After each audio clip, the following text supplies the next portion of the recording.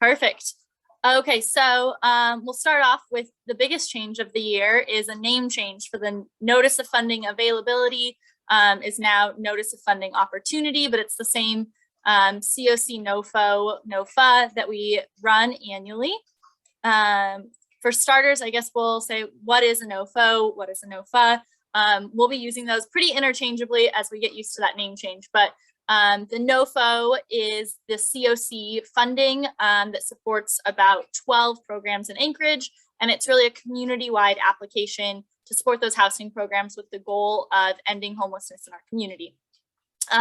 Each year, HUD releases priorities in the NOFO, and we'll kind of go into, as we go through this, what that process looks like, what does the application look like, et cetera. But this year, HUD released the priorities, and these are nationwide priorities for every community. First and foremost, ending homelessness for all persons experiencing homelessness. HUD reprioritized a housing first approach for the last couple of years. HUD and the administration at the time had opted out of a housing first approach with a required service model.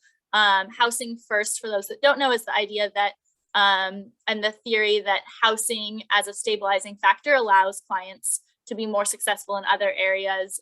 It could be ending substance use, achieving employment, education, reaching other milestones, with housing as that baseline stabilizer, and no requirements to accessing housing. Additional priorities that didn't change: reducing unsheltered homelessness and reducing the criminalization of homelessness in our community, improving our system performance. Sorry about the background noise, my computer's picking up my dog. Improving system performance, so we'll dig into what that looks like and how HUD measures our system performance. And then new this year is an incentive to partner with housing and health agencies, including leveraging and coordinating with the American Rescue Plan, the ARPA funding, the CARES Act funding, and an incentive for communities that create housing programs that connect healthcare providers to housing programs. Additionally, a focus on racial equity and addressing racial disparities in homelessness, and then engaging people with lived experience of homelessness in decision-making. That includes this application process, as well as program design, and really all decisions, looking at the true subject matter experts. I cannot see the chat as I'm going, so if there are questions, please feel free to step in and ask them, or if there's anything you want me to elaborate on, I'm happy to. When we talk about the NOFA or NOFO, there are a couple different streams of work that happen in, simultaneously. So the first is the collaborative application. This can also be called the community application. It's a community-wide application that ends up being about 200 pages long. That's really focused on how is our community collaborating across systems, across providers, how are we leveraging other resources, and the full community works on this in tangent with one another. It's submitted by ACEH to HUD, and this score on our collaborative application is how funding is determined for the community. Project applications are scored locally, but are not scored by HUD and don't impact the level of funding that the community receives. So this is really a big piece of the work, is this collaborative application. It's important that we're drawing on partnerships created in the community and making sure that our application is reflective of those. While that is happening, and we'll kind of dive into what that process looks like and how we're changing it this year, we also run the project application process. And that looks like a first round local project application. So any provider that's interested in applying for funding for a housing program submits a local project application to the coalition. That goes through what's called a rank and review process. So there are two pieces of the application. One is data-based, and your scores are based off a formula on the data submitted. The other is qualitative and is scored by a combination of rank and review committee members. That's the compliance committee that SID oversees, although others are more than welcome to join the rank and review process. If they are not on the compliance committee, they can reach out to SID, they can reach out to myself. The only requirement is that someone is not also applying to funding. Other than that, we would welcome alternate voices in the room and are looking to expand our rank and review committee. The Rank and Review Committee scores applications, has a discussion around, are these projects meeting a gap in the community? For example, if we had a project that was serving moose, we don't have a lot of moose experiencing homelessness, and we would then, even if it scored really well and was a really competitive application, probably wouldn't rank it very high because we don't have a need in our community for serving moose. The Rank and Review Committee then ranks those projects into 2 tiers, tier 1 and tier 2, and then publishes those for the community. After that has been published, anyone who is ranked in either of those tiers submits a secondary project application that will go to HUD. That, like I said, is not scored in most cases. It's just looked at to make sure that the applicant is compliant with HUD requirements, is eligible for HUD funding, is serving the target population, but the actual quality of the application is not looked at. The bulk of our scoring and funding comes from that collaborative application score. We will now talk a little bit about what the COC funding can support and who's eligible for funding. So there are 4 categories of homelessness. For the most part, COC funding can only fund projects that serve category 1 or category 4.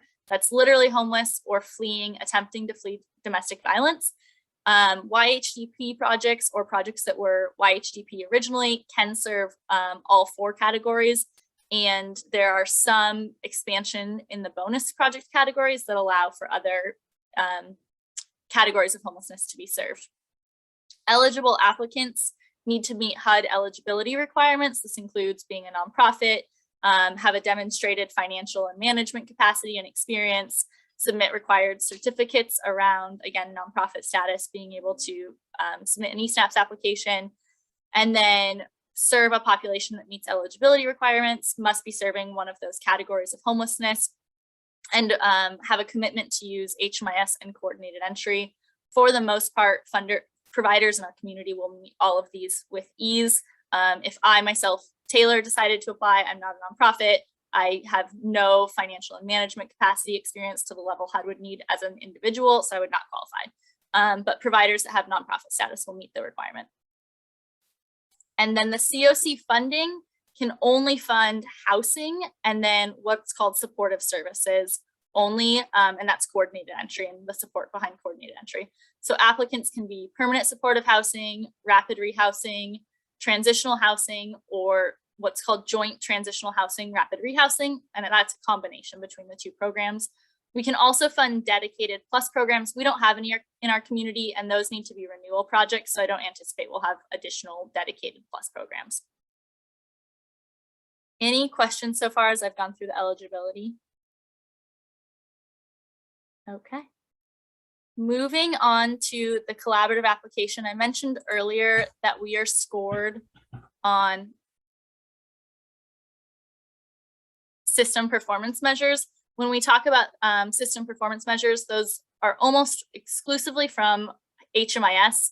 And one of the things that we look at is what % of programs are entering into HMIS, but then from HMIS, are we improving or worsening our median length of time homelessness, returns to homelessness, etc. So as a community, we're scored on these, and our community-wide funding is determined based on how we're improving our system performance measures and how we compare to other communities. When we look at the local project applications, we score project applications based on our local system performance measures, with the idea that if we're funding programs that are helping to improve our system performance measures, we will increase funding in the long run for our community. This year for the NOFA, HUD enters what's called an annual renewal demand. This is a formula-based amount that we're allowed to apply for based on the amount of funding we've received in the past, our community need, and our performance over prior years. Our annual renewal demand is 3.7 million, slightly over.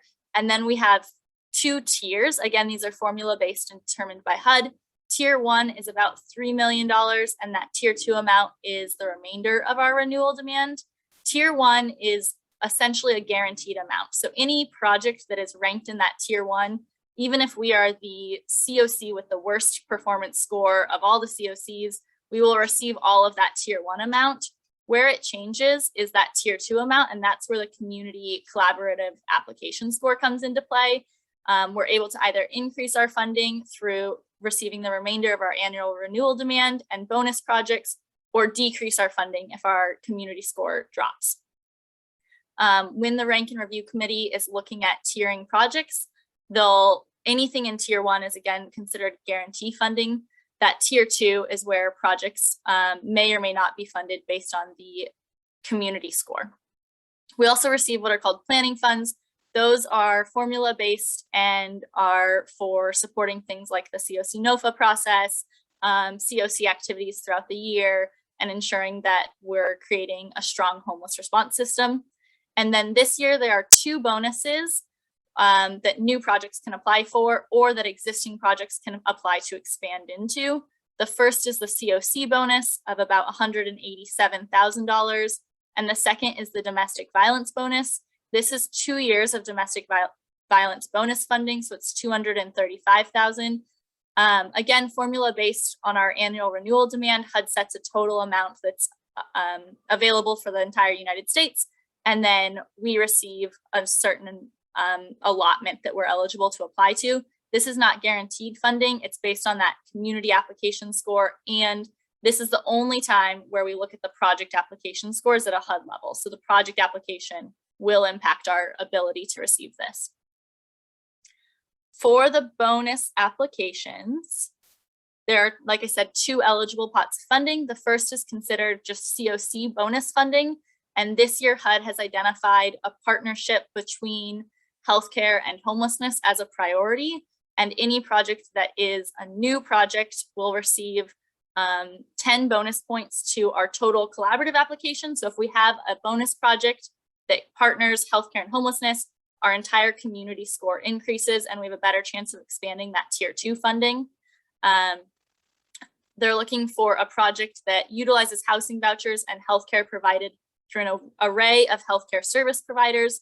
There's more details on this, and if folks have questions, I'm happy to dive further into that, or it's outlined pretty heavily in the NOFA, and I'm happy to share that as well.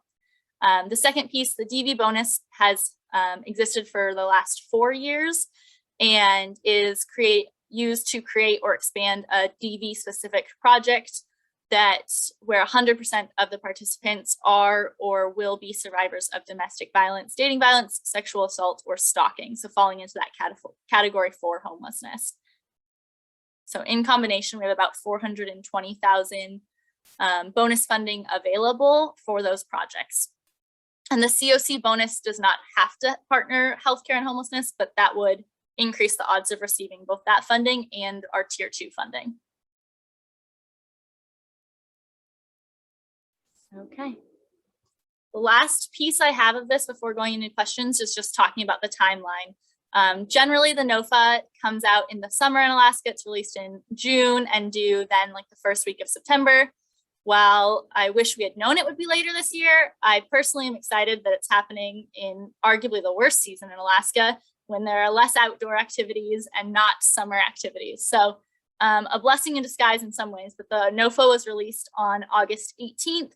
We sent out our first announcement of the NOFA in the Weekly Digest last week. If you're not signed up for the Weekly Digest, we'll be sending out most of our NOFA updates through the Weekly Digest. They'll also be on Facebook.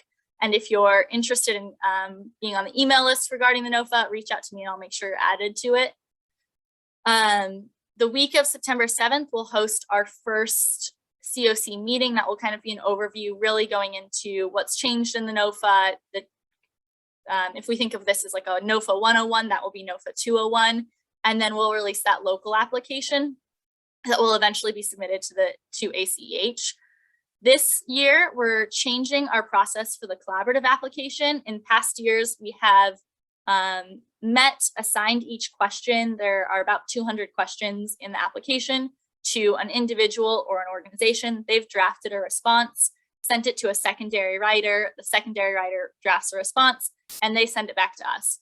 Rather than do that, recognizing that we are all resource limited right now, and that the NOFA has not changed significantly in the last 2 or 3 years, we'll be compiling internal to ACEH an initial draft and then hosting 5 work sessions for each of the NOFA sections to dive into, here's our initial answer.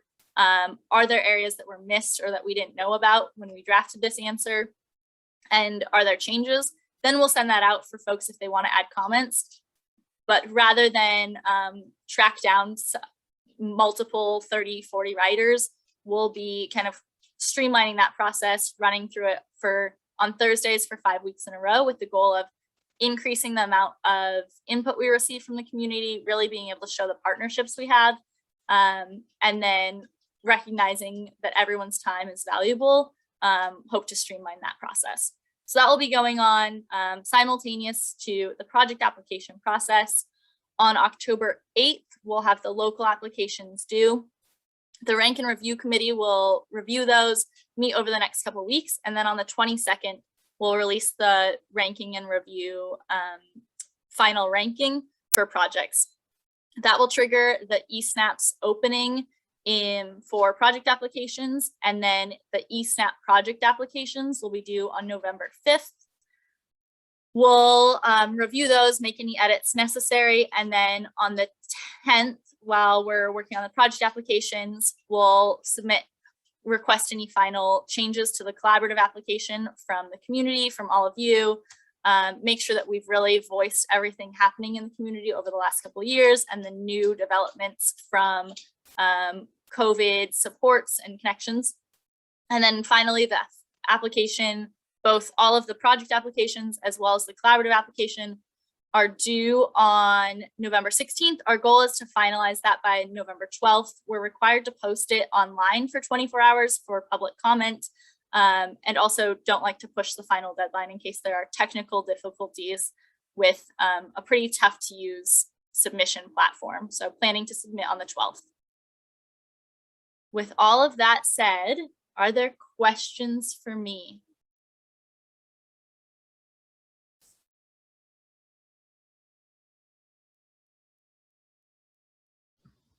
Okay. Thanks, Taylor. Yeah. One question I had, which is maybe my own ignorance, in terms of that total amount, including sort of bonuses and some new additions, does that overall number feel kind of on par with expectations? Were there any surprises with that? Just any like gut reactions to that, I guess?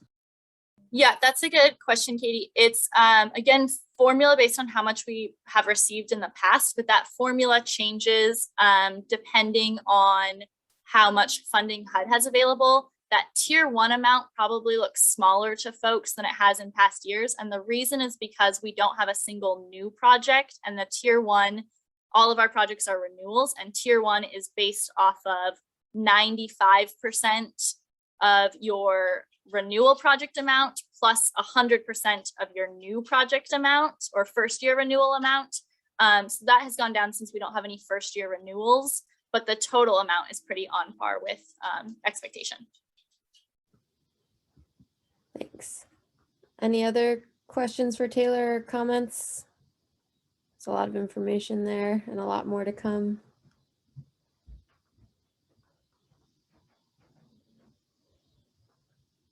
All right. Well, the chat will be open and lots of upcoming opportunities to participate in this process. But thanks, Taylor. And I think we can jump